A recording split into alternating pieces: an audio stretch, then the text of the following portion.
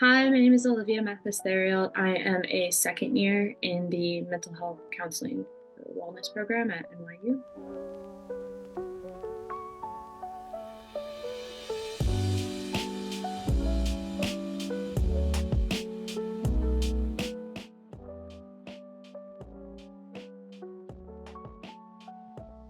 I work at a day treatment center for children with quote unquote severe emotional disturbance classifications. I started there for my practicum. I see children one-on-one and in group therapy. So I work with kids ages 5 to 12.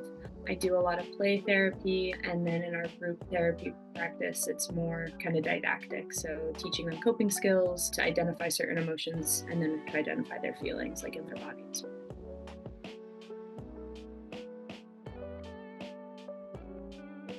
It's been a while since I was in the undergraduate APUG program, but I was in Inside Scoop. I did freshman orientation class that we did, new student seminar, and I really liked that one-on-one support and working with students to figure out what they wanted. And I really enjoyed my time at APUG, and I trusted the program. I knew kind of what I was going to get from applied psychology, which is like a small, supportive community, and that's what I wanted to come back to.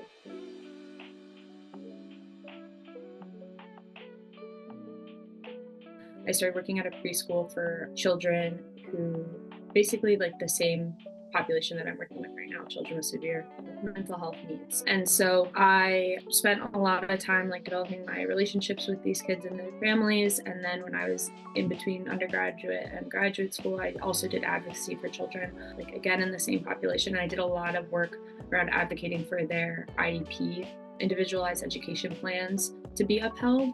And so I got really interested and invested, I think, in that work. And I understood some of the language and recognized the need that like a lot of families did not, there was a significant burden placed on families to get children the supports that they had the legal right to. And that just didn't seem fair to me.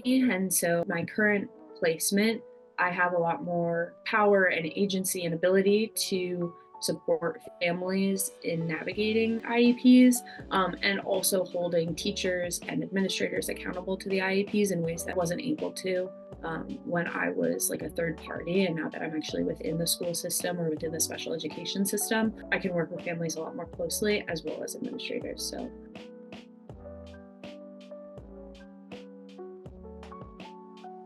I think those relationships that I've had with the children I've worked with have always been kind of like the moments that have advanced me into further advocacy work.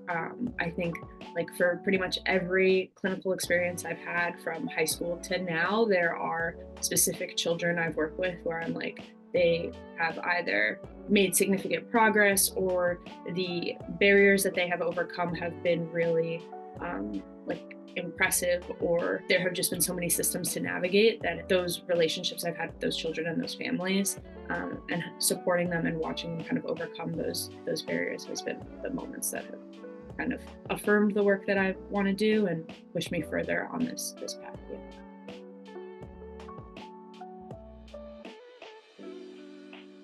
The advice that I would have for other students is to, I think, focus on the relationships you have with the people that you're working with, and focus with the people you're working with as individuals. I think something that I am sometimes guilty of is thinking of things too broadly and almost like too theoretically, to systems, taking too far of a systems approach.